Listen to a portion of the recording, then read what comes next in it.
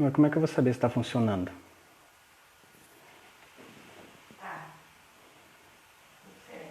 Tá aí? Muito boa noite a todos. É uma grande satisfação estarmos reunidos de uma forma diferente do tradicional, de podermos, apesar das distâncias, com o apoio da tecnologia, do desenvolvimento humano, estarmos todos reunidos em nome do Cristo, nesta casa que abre as suas portas, mesmo que virtualmente, para nos receber, e podemos conversar a respeito dos ensinamentos trazidos por Kardec e que vêm iluminar as nossas vidas. É uma grande alegria, uma grande satisfação. Podemos superar momentos de adversidade, de dificuldade como esse que estamos enfrentando e assim podemos nos reunir em nome do Cristo. E a fim de que possamos desenvolver o nosso trabalho da melhor forma possível, vamos então nos concentrar e fazermos a nossa prece inicial, invocando então as bênçãos do Mestre para este encontro em que nos estamos preparando. Amigo Jesus, Mestre de nossas vidas, nos reunimos em Teu sagrado nome nesta noite para podermos debruçar-nos a respeito das Tuas Escrituras, dos Teus ensinamentos e envolvido nas Tuas brandas luzes, podemos nos envolver um pouco mais em tudo aquilo que pede para nós parcimônia, calma, e desta forma, nos reunindo em Teu nome, estamos todos em íntima sintonia, envolvidos numa só vibração de coração, num só pensamento, a fim de podermos contribuir um pouco para o equilíbrio mundial, fazendo a parte de cada um de nós. Se estivermos reunidos em Teu nome, cada um de nós fazendo a sua parte, não só estaremos evitando um pouco do desequilíbrio, mas estaremos da mesma forma contribuindo para a melhoria do padrão mental mundial. E assim, Mestre, é que em Teu nome, humildemente nós nos reunimos e pedimos as Tuas bênçãos para estarmos dando início aos trabalhos desta noite. Sê conosco, Senhor, e que assim seja.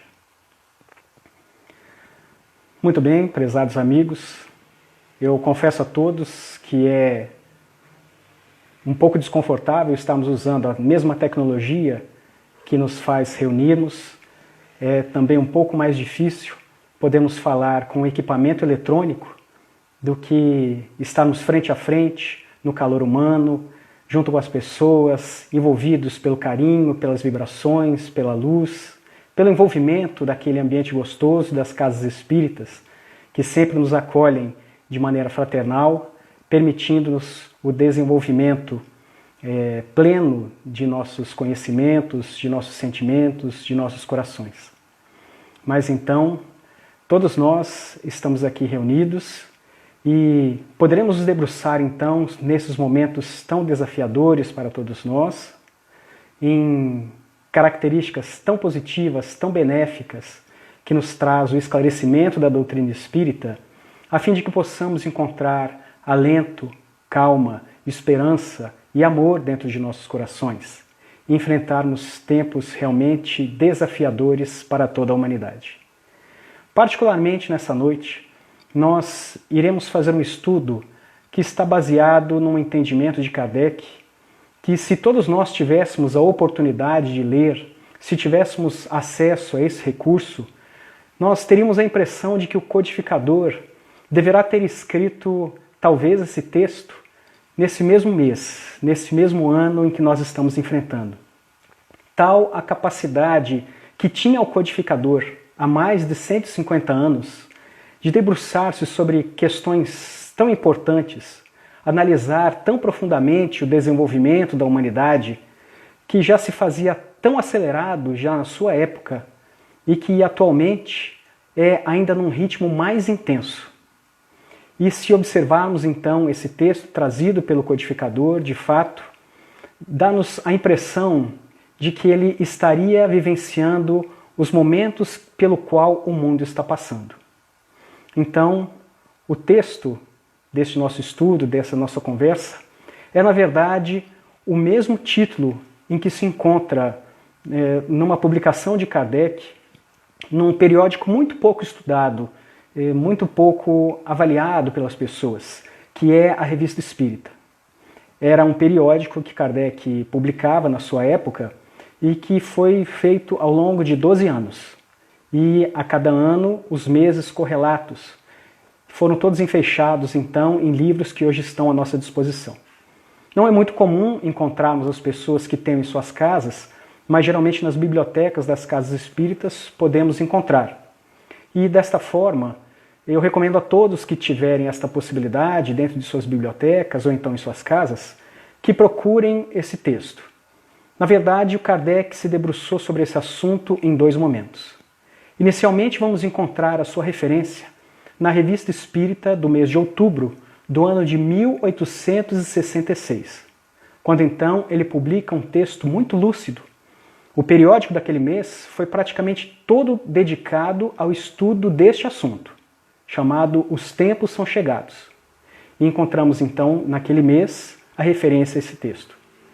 2 anos depois, em 1868, Kardec iria fazer uma releitura desse texto, modificando poucos aspectos, colocando algumas coisas, suprimindo outras, mas especificamente ele enxugaria um pouco o conteúdo que foi apresentado então na Revista Espírita de outubro de 1866, na última parte do livro A Gênese, os Milagres e as Predições segundo o Espiritismo, nos seus 2 últimos capítulos. Começa o penúltimo, com o mesmo título, Os Tempos São Chegados, e logo a seguir ele faz um desmembramento do texto com um novo capítulo que ele intitula A Geração Nova. Mas então é exatamente desse final do livro A Gênese que nós vamos conversar, embora particularmente eu gosto mais da forma como ele redigiu ou como ficou a organização do texto, conforme está lá na Revista Espírita. E o que Kardec nos chama atenção naquele instante é que quando ele coloca esse título, Os Tempos São Chegados, nós encontraremos na população 2 posições completamente distintas. Para os incrédulos, quando se fala que os tempos são chegados, eles desdenham, acham que nada vai acontecer, que tudo funciona numa certa mecânica e que as coisas acontecem de forma aleatória, que não há nenhum controle sobre o mundo a não ser aquilo que o homem pensa, faz, a sua forma de agir. Então, para o incrédulo, essas palavras seriam profecias tolas, seriam palavras que não teriam nenhum sentido. Por outro lado, nós encontramos os crentes, aqueles que acreditam em Deus ou em alguma outra coisa, uma força maior, que acreditam na imortalidade da alma, e que para a grande maioria das pessoas que são crentes, falar que os tempos são chegados, eles imaginam que nós teremos algum tipo de cataclismo, de hecatombe, enfim, que o mundo será destruído.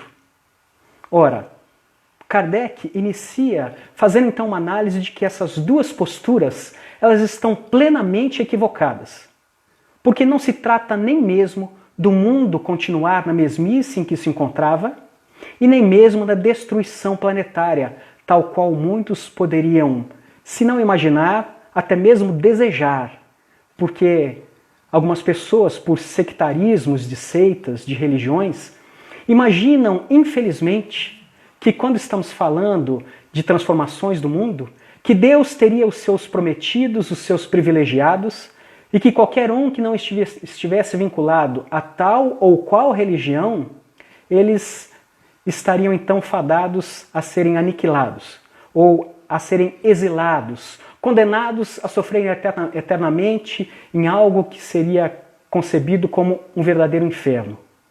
Então eles acham que por estarem seguindo uma ou outra religião, já estariam salvos só por essa razão. Mas então Kardec nos fala, ambos estão errados. Nem o mundo vai continuar estacionado, e nem mesmo o mundo será aniquilado. Deus não tem seus caprichos, Deus não tem raiva, não guarda rancor da humanidade, porque é sua filha, e se encontra em processo de desenvolvimento. Quem de nós, como pais que somos, desejaria que seus filhos passassem por um mal muito grande? Torceríamos para que eles pudessem sofrer, para que eles pudessem pastar realmente no mundo. Nenhum de nós como pais desejaria isso. Ora, Se isso acontece conosco, que quando um filho nos pede peixe, nós não lhes damos pedra, quanto mais com o nosso Pai que está no céu.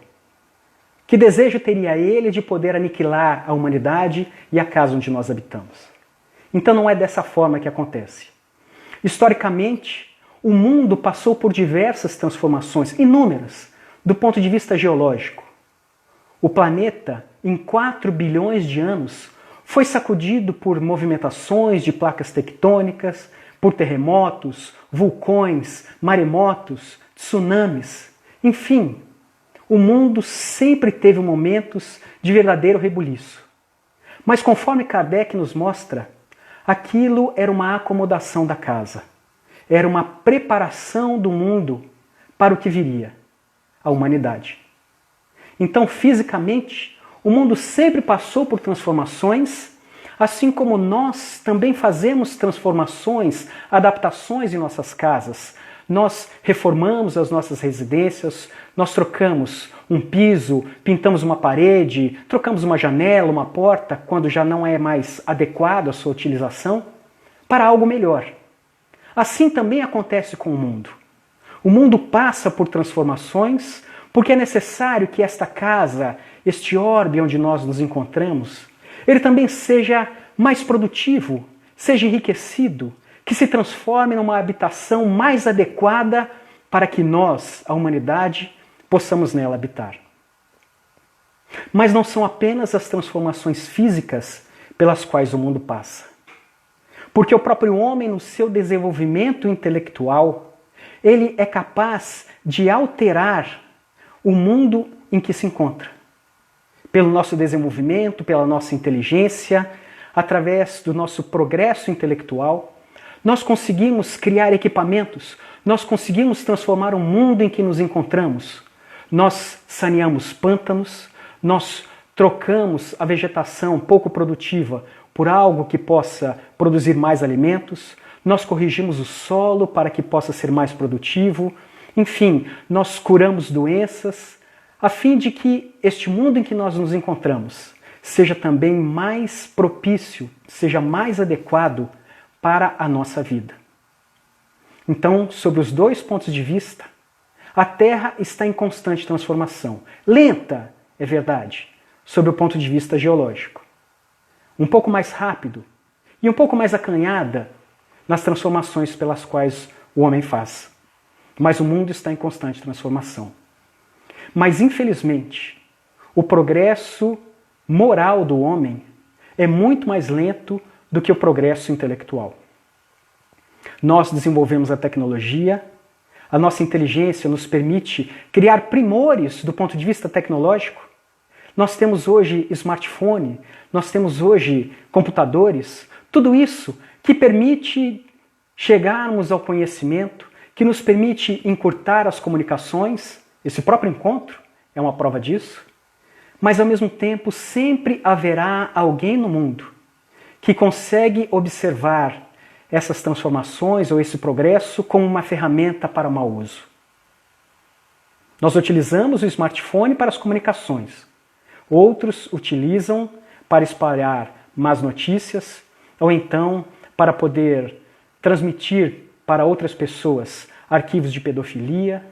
Nós utilizamos o microcomputador para o trabalho, para acelerar as nossas atividades dentro de casa, enquanto alguns outros utilizam como ferramentas para poder bular aspectos de segurança das outras pessoas, fazendo fraudes, roubando seus dinheiros eletronicamente.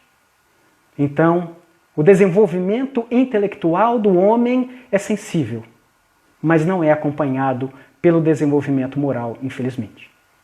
E o desenvolvimento moral da humanidade é a soma do desenvolvimento de cada indivíduo. Por isso, quem dita o progresso moral da humanidade somos cada um de nós. Cada um de nós contribui para esse progresso da maneira como está à sua disposição, ou da maneira como consegue fazê-lo. É como se nós tivéssemos que empurrar uma pesada pedra ao morro acima. Algumas pessoas com afinco utilizam toda a sua força para poder empurrar aquele objeto morro acima.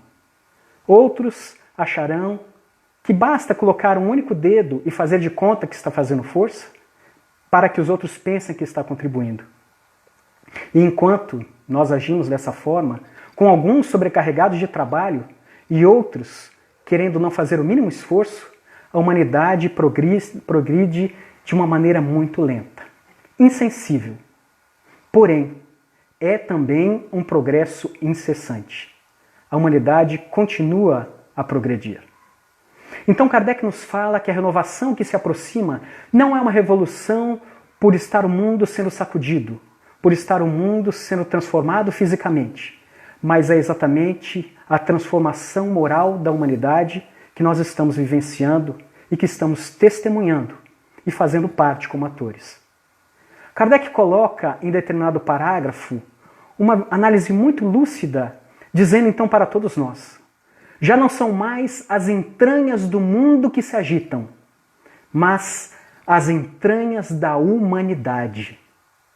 Hoje, por mais que nós tenhamos todo esse progresso tecnológico que nos traz satisfação do ponto de vista das nossas vidas materiais, mas apenas o progresso material não traz o mais importante, a felicidade. Porque para que nós possamos ser felizes, a felicidade é um estado de alma, é um estado de coração, onde ali não penetram nenhum objeto humano. Penetram apenas as amizades, as pessoas, os sentimentos. E por isso, os objetos materiais, as posses dos bens desse mundo, podem apenas satisfazer momentaneamente os nossos olhos, as nossas satisfações. Poderemos ter a falsa impressão de que somos realizados, mas intimamente ainda nos faltará um pedaço. É por isso que os tempos são chegados, conforme nos diz Kardec. Pensemos então agora como isso se correlaciona com a pandemia a qual todos nós estamos enfrentando. É interessante notarmos que aquilo que fez o mundo paralisar é um vírus tão diminuto, tão pequeno, microscópico, e diminuto a tal ponto que nem mesmo através dos instrumentos ópticos, os microscópios tradicionais, nós poderemos ver os vírus. Somente por instrumentos eletrônicos poderemos ter noção de fato de como eles são, de qual é a sua aparência. E a humanidade vinha num ritmo tão frenético nas suas vidas, as nossas vidas, tão aceleradas. Acordávamos, tomávamos café num automatismo para o trabalho, para o estudo, parávamos por poucos tempos, por poucos instantes, para podermos nos alimentar, retornando ao trabalho, às nossas atividades, voltávamos para casa no final do dia, para rever os nossos familiares, trocar poucas palavras. E, na verdade, nós estávamos em casa mais nos preparando para o dia seguinte do que para compartilharmos momentos com aqueles que compartilham conosco da habitação. E, de repente, o ritmo de vida que nós levávamos era o ritmo de propagação de um vírus. Ele se dispersou pelo mundo na velocidade com que as pessoas atravessavam este planeta. Por isso, se espalhou tão rápido. E o vírus se espalhou tão rápido que nos convidou a pararmos as nossas vidas se quiséssemos parar a sua própria propagação. Parece paradoxal, mas aquele diminuto ser nos fez paralisar as nossas vidas para que pudéssemos pensar sobre as nossas vidas. E assim, num ritmo mais lento, um pouco mais fechados, nós pudéssemos paralisar o seu próprio progresso. Algumas pessoas poderiam até pensar que Deus, de vez em quando, poderia nos mandar isso como um castigo. Poderia fazer isso porque estaria cansado da humanidade, ou talvez porque estivesse imaginando que a humanidade estivesse num momento em que deveria ser castigada, que deveria ser alijada, que Deus faria isso para provar o seu poder. Lê do engano. Não há necessidade disso. Porque Deus nos ama. E nos ama num amor tão infinito e poderoso que não quer o nosso mal. O mal não é de origem divina. tem as origens no próprio pensamento humano. E como nós temos esta propensão ao mal, nós imaginamos que Deus também seria mau. No instante que conseguimos compreender Deus como um amor puro e pleno, estaremos nos aproximando dele e aprendendo igualmente a amar cada vez mais. Por essa razão, estamos paralisados, estamos trancafiados dentro de nossas casas para podermos refletir a respeito de nossas vidas. E olha como Deus, na verdade, é bom. Porque Ele colocou um vírus que infecta os seres humanos para que nós pudéssemos ficar enclausurados e pensarmos. Imaginemos se por um acaso, ao invés disso, se tivesse sido uma pandemia com um vírus que aniquilasse as plantações, as vegetações. Sim, porque os seres humanos têm as suas doenças. Sabemos, praticamente todos nós, que os animais também as têm. Mas poucos de nós param para poder pensar que as plantas também são acometidas de doenças. É a função do engenheiro agrônomo estudar o meio de produção das plantas, protegê-las contra as doenças, remediá-las quando necessário. E se por um acaso nós tivéssemos um vírus que, ao invés de contaminar os seres humanos, contaminassem as plantas? Imaginemos em pouco tempo, não tendo mais plantações de milho, de soja, de feijão, de arroz, que não houvesse mais pasto para o gado. Imaginemos, se estamos tão preocupados com a questão da produção de alimentos, a distribuição de riquezas, com tantas coisas, estamos preocupados em não nos contaminarmos. E se em pouco tempo a vegetação produtiva do mundo fosse aniquilada? Se não tivéssemos mais acesso aos recursos alimentares? Pergunto, qual pandemia seria mais catastrófica? A que acomete os seres humanos ou a que destruísse o sistema de produção de alimentos mundial? Deus é misericordioso e dá o remédio ao homem tal qual ele seja mais impulgido a poder remediar, a poder encontrar a cura e a poder passar por processos que mexam diretamente com ele, diminuindo o seu egoísmo.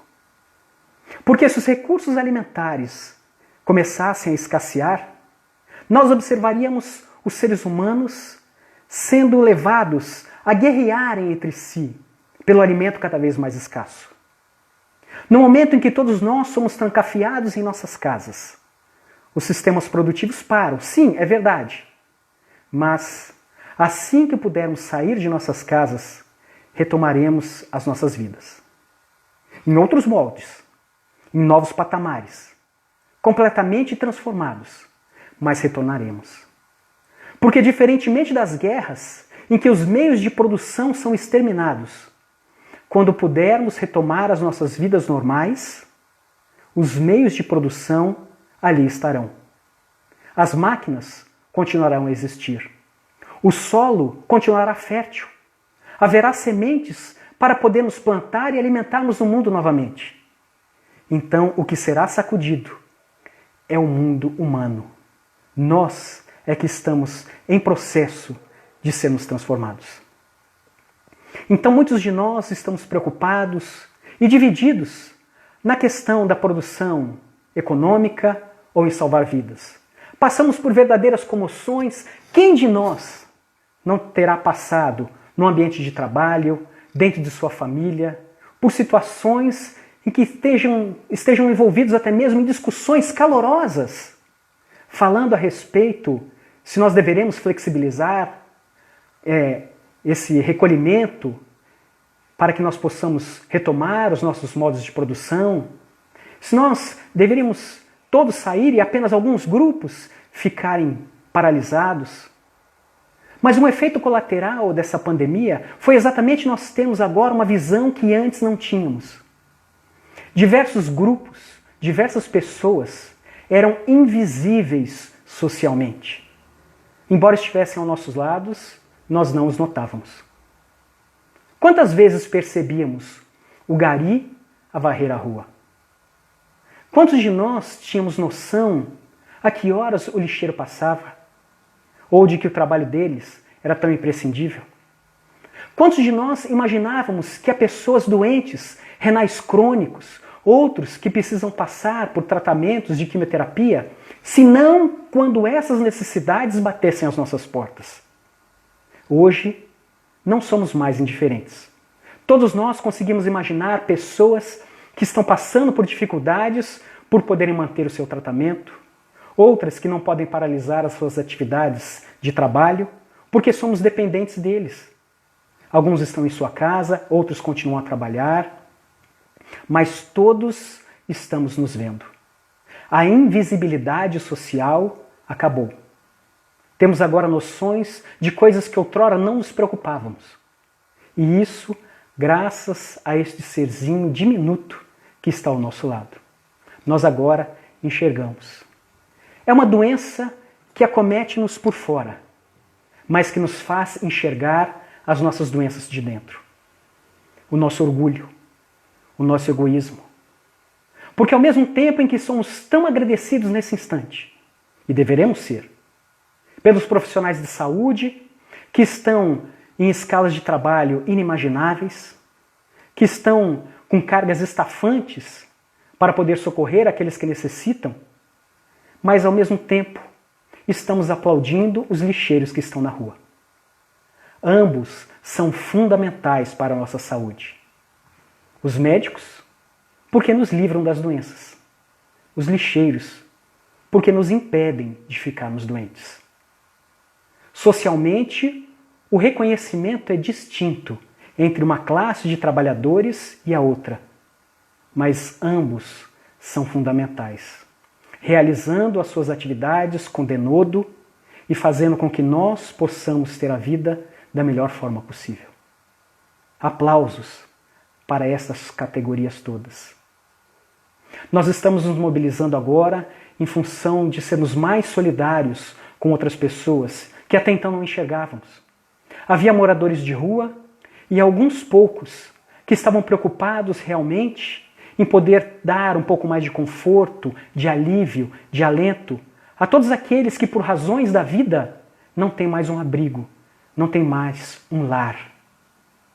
E hoje nós nos preocupamos um pouco mais com eles. Todos conseguem observar a presença dessas pessoas ao nosso lado. Mesmo que nós estejamos dentro de nossas casas, nos preocupamos igualmente com o seu bem-estar. Então, de fato, nós deveremos nos preocupar com a produção.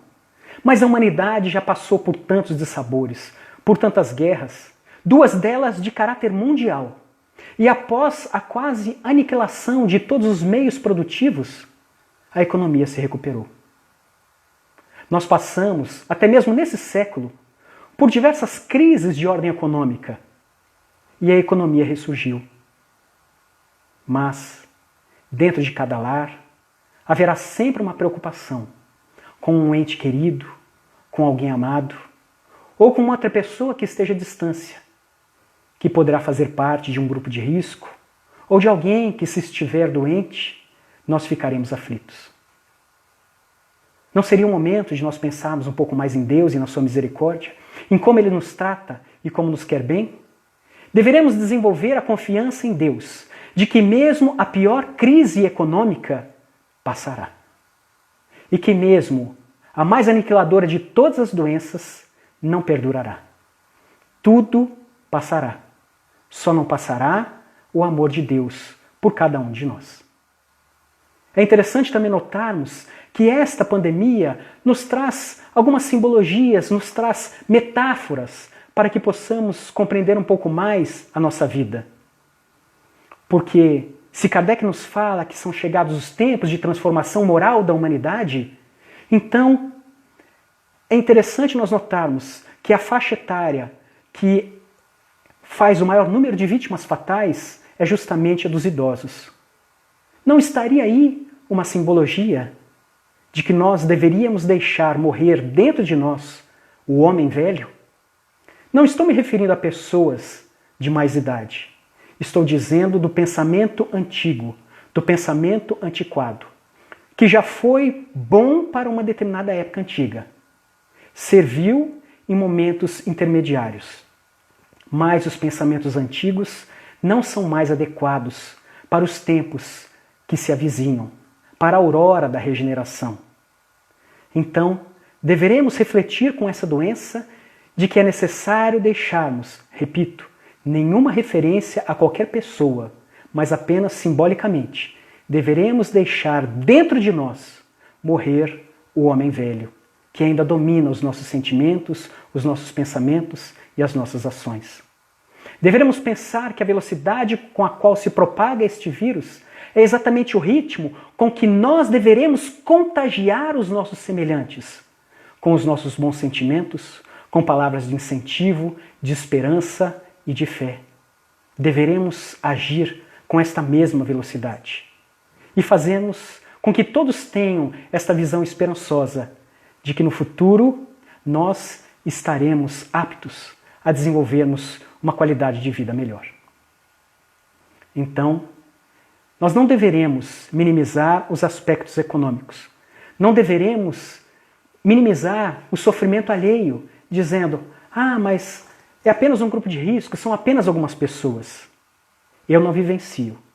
Mas eu imagino que quem esteja vivenciando essa situação deve estar bastante aflito. Tanto do ponto de vista de quem tem um parente, um familiar doente, como quem é um empregador que precisa pagar os salários de seus empregados, como quem é um trabalhador que tem as suas contas. Mas todos nós estamos sendo chamados a refletirmos neste momento o que temos feito de nossas vidas. O mundo não será o mesmo, com certeza, daqui para frente. Precisamos desenvolver fé e confiança em Deus, tanto aqueles mais preocupados com o ponto de vista econômico, quanto aqueles mais preocupados com o ponto de vista humano, porque tudo faz parte da nossa própria vida. E é interessante nós notarmos que as pessoas, ultimamente, talvez envolvidos por esta questão mesmo da pandemia, preocupados, parece que as pessoas até desenvolveram um senso de religiosidade que estavam um pouco adormecidas dentro de si. A gente observava as pessoas mais voltadas à meditação, à prece, não sei se por falta do que fazer, por excesso de tempo sobrando, mas é interessante que as pessoas agora estavam querendo que Jesus, que segundo os relatos do Novo Testamento, havia feito a transformação da água em vinho. Parece que ultimamente as pessoas queriam rezar para Jesus para poder pedir para ele, Senhor, por que não transforma logo a água em álcool 70? Produto tão escasso nas prateleiras do supermercado, né? E talvez outros pedindo para que Jesus pudesse fazer a multiplicação do álcool em gel, que também não estavam encontrando. Como se Jesus fosse ali apenas para poder satisfazer as nossas necessidades do mundo.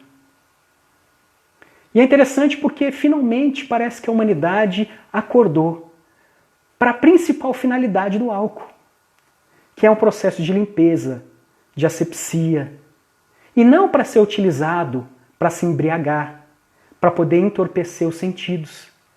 Parece que até mesmo esse serzinho microscópico está nos fazendo refletir um pouco mais e fazermos com que cada coisa tenha a sua finalidade mais justa. Eu ainda não sei, mas eu estou tão curioso para poder ver daqui a algum tempo, saber o que acontece com as estatísticas, se diminuiu o número de acidentes, não somente porque os carros diminuíram a sua circulação, mas também e principalmente porque não tinha gente alcoolizada dirigindo pelas ruas. Então eu penso que até mesmo nisso esse vírusinho pode ter nos ajudado, pode ter nos auxiliado. E eu acho que do ponto de vista bíblico, talvez nós estejamos agora, nesse instante, nos assemelhando mais com Pôncio Pilatos, não é verdade? Porque todo mundo lavando a mão a todo instante, desenfreadamente. Ninguém mais se esquece. Era um hábito que já estava meio esquecido, meio perdido, e agora, sempre que temos a oportunidade, a gente pega um sabãozinho, lava as mãos, e assim nós vamos fazendo. Como esse vírus transformou as nossas vidas, não é verdade? Como essa pandemia modificou a nossa vida. E a gente reclama de estar com um menino que devia estar na escola, já há 3 semanas conosco dentro de casa, e agora a tecnologia permitindo o desenvolvimento das tarefas dentro do lar. Eles estão fazendo as aulas, estão continuando com o conteúdo. Os professores lá estão continuando com seus afazeres, preparando o material para os meninos, mas quem está dando socorro agora somos nós. É o menino pedindo para apontar lápis, falando que não entendeu isso ou aquilo, e a gente ali ajudando eles a fazerem as tarefas. E lamentando que não pode mais nem levar o nosso pet para poder passear na rua, para fazer as necessidades, porque seria uma boa desculpa, né? Para a gente poder dar uma voltinha lá fora. E aí a gente pensa como a gente gosta de reclamar de coisa pequena. Nós já paramos para pensar, pegando a referência bíblica mais uma vez, o que não deve ter acontecido com Noé? Porque Noé estava num barco, estava numa arca, com seus 3 filhos, com as suas 3 noras, a esposa. Bom, pelo menos a gente não ouve nenhum relato, a gente não consegue ler lá no Antigo Testamento, dizendo que ele estava com a sogra. Isso a gente não sabe. Mas, se ele estava com essa família toda, ao mesmo tempo ele tinha um casal de cada animal para poder estar ali. Agora eu fico pensando, nós estamos há 3 semanas em casa, com flexibilizações, né? Uns saindo, outros ficando em período integral, e a gente reclamando. E Noé, que ficou 1 ano inteiro dentro da sua arca, olhando para tudo quanto é lado e só enxergando água. Agora vocês já imaginaram? Ali dentro, papagaio falando, galo cantando, cachorro latindo, gato miando. Vocês já pararam como é que deve ter sido? Quem que dava comida para o elefante? Quanto que ele comia? E o que é pior? Quem limpava depois a sujeira do elefante? Já pararam para poder pensar nisso? E o que Noé deve ter feito com os cupins que ele levou para dentro da arca? E o pica-pau? Será que não estragou aquele barco? A gente reclama de barriga cheia, não é? Achando que o nosso sofrimento, o nosso tormento é muito grande. O que deve ter passado esse homem? Mas é claro que isso é uma simbologia. É claro que isso é uma metáfora que nós encontramos lá na Bíblia para fazermos refletir a respeito da providência divina, né? Não aconteceu exatamente como está escrito ali, mas isso é motivo para uma outra conversa. Mas é só para a gente poder parar de reclamar um pouquinho, pensando que poderia ser muito pior do que realmente está sendo, não é? Mas eu penso que o Noé, podia ter deixado de fora o mosquito da dengue, não? Esse ele não precisava ter salvado. Mas tudo isso que acontece, essas diferenças que todos nós temos de posturas, de comportamento, é exatamente aquilo que Jesus nos fala no sermão profético, conforme anotou o evangelista Mateus no capítulo 25, nos versículos de 31 até 45, que é exatamente o momento em que ele fala que estariam todas as nações reunidas frente ao Filho do Homem, sentado em seu trono, e ele colocaria à sua direita os bodes, à esquerda os bodes e à direita as ovelhas.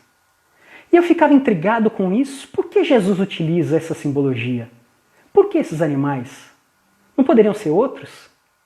E aí, com um pouco de reflexão, a gente chega à conclusão. Eu não sou veterinário, não sou nada, mas na minha ignorância, eu acho que o barulho que faz a cabra é bé. E o barulho que faz a ovelha é bé. São animais muito diferentes. Um é caprino, o outro é ovino, eles têm grandes diferenças.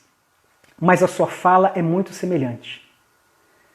Não estaria Jesus fazendo uma referência ao ser humano?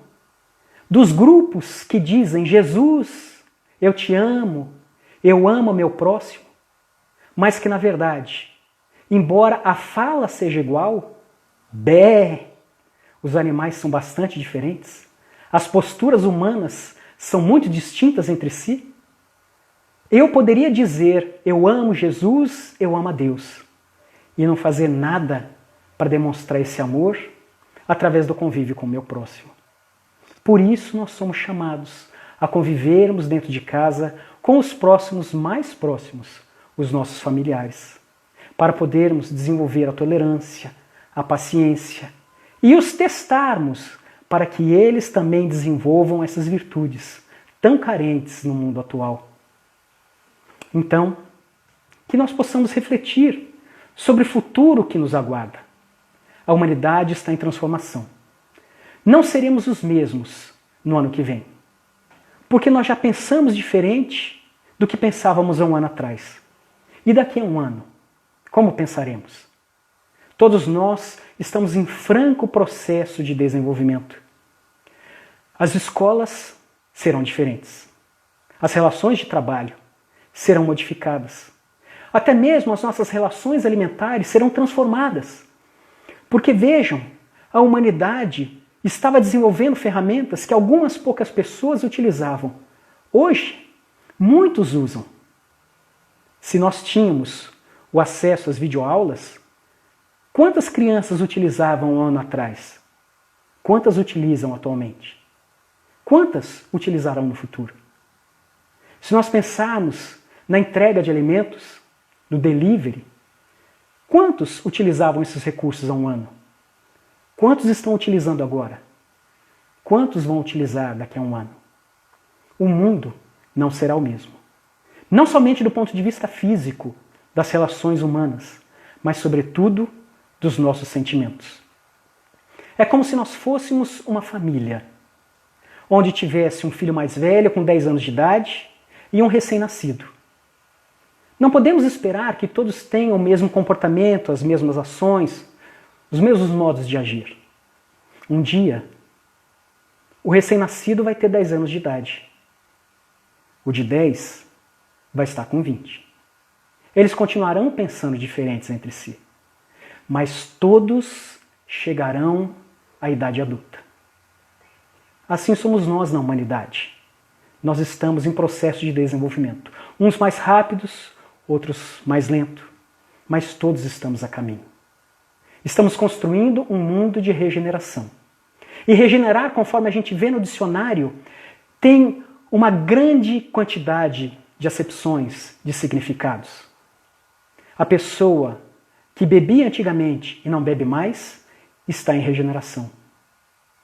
Quando nós encontramos um tecido, um corte, e ele cicatriza, é regeneração.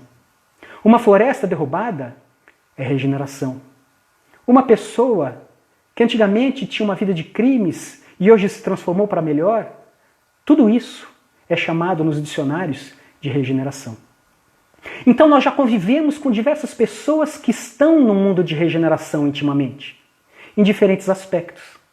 Há aqueles que se preocupam com o morador de rua, há aqueles que se preocupam com os hospitalizados, há aqueles que se preocupam com a natureza, com os animais.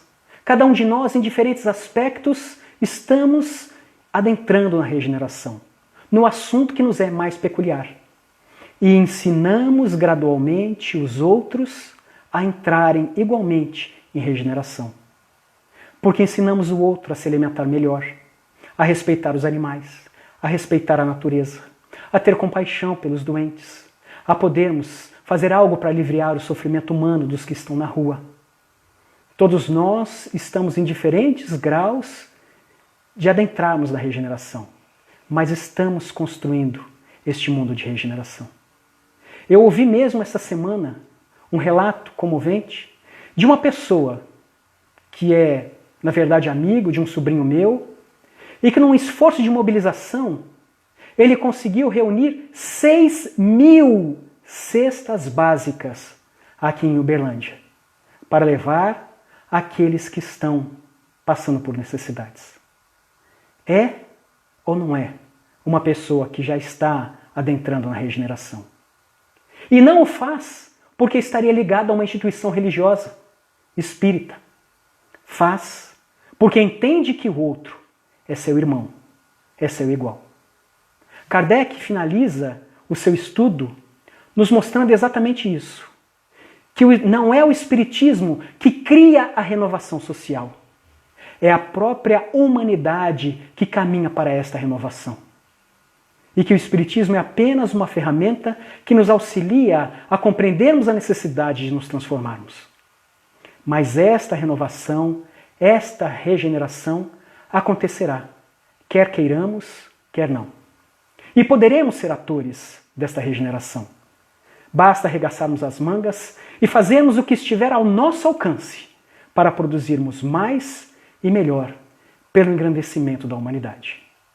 Assim, que todos nós possamos nos deixar envolver por este momento de reflexão, que possamos adentrar os nossos quartos, assim como Jesus recomendava, e ali, na solidão de nosso íntimo, falarmos com Deus, pedindo a Ele que alimente a nossa fé, a nossa esperança, que nos conduza na construção deste mundo novo, que todos nós aspiramos, mas que ao mesmo tempo somos construtores, somos artesãos, somos os arquitetos e os pedreiros que estamos edificando este mundo novo. Que o Mestre de nossas vidas abençoe os nossos passos, esteja ao nosso lado, conduzindo-nos para que possamos desfraldar esta bandeira e levantarmos bem alto o estandarte do Cristo, que é o hino de amor a toda a humanidade. A todos, muita paz e muito amor. Passaremos então agora a nossa prece, pedindo então as vibrações a todos os nossos irmãos que estiveram conosco aqui, e poderemos responder então futuramente. Aqueles que quiserem poderão encaminhar as suas perguntas, que no momento oportuno todas serão respondidas. Então agora visualizemos a doce figura de Jesus ao nosso lado, envolvendo-nos com sua branda luz, não somente a nós, mas a toda a humanidade, que passa por este momento de reflexão, a fim de que possamos transformar o nosso mundo íntimo, enquanto o mundo externo continua preparando para nos receber modificados. Mestre amigo, as tuas palavras são de vida eterna. O seu amor por nós é fecundo e imortal. O Senhor, desde a aurora da humanidade, tem estado ao nosso lado, instigando-nos a podermos fazer o nosso melhor, a acelerarmos os nossos passos, a fim de podermos progredir e tornarmos o nosso mundo o reino dos céus que tanto almejamos. Mas para isso, não bastarão as tuas palavras, os teus exemplos. É necessário que cada um de nós se engaje nessa luta, que nos tornemos soldados do bem, a fim de que possamos tomar a arma do teu Evangelho e levarmos para todos aqueles que jazem encarcerados, que estão presos ao leito, que não tenham o alimento, para aqueles a quem falte o agasalho, para todos, enfim, que estejam em situação desesperadora, porque ainda não conhecem a Ti. Senhor, a humanidade agora entra numa nova era. Somos todos nós atores no espetáculo que há de iniciar. Permita-nos renovarmos as nossas disposições íntimas, a fim de nos fazermos cada vez mais envolvidos pela Tua luz e levarmos o alimento espiritual aos que necessitam. Luz do mundo, ilumina os nossos corações. Pão da vida, dá-nos aquilo que mata a fome de conhecimento. Água viva, descedenta-nos das verdades do Evangelho. Seja conosco não somente hoje, Senhor, na caminhada em que estamos ainda tropeçando. Auxilia-nos a levantarmos diante das dificuldades que nós mesmos criamos para nós, por sermos ainda vítimas de nossas próprias ignorâncias. Ampara-nos com os teus braços firmes. Acolhe-nos junto a Ti. Envolve-nos com o Teu amor, a fim de que nos tornemos as flores que estejam pelo caminho, a espargir perfume e beleza para todo irmão que esteja em necessidade. Não desista de nós, Senhor, nem neste momento, porque precisamos do Teu amparo. Dá-nos ainda a coragem e a força para resistirmos às tentações, mas, sobretudo, Ilumina as nossas mentes e corações para que superemos a nossa própria inferioridade e conseguimos construir um mundo melhor, onde a tua morada seja perpétua por todo sempre. Graças te damos, amigo. Sê conosco neste momento de desafio. Que assim seja. Muito obrigado a todos e nos despedimos. E logo mais, a palestra estará disponível para aqueles que quiserem ver em outros instantes. A todos, muita paz e muito grato pela paciência.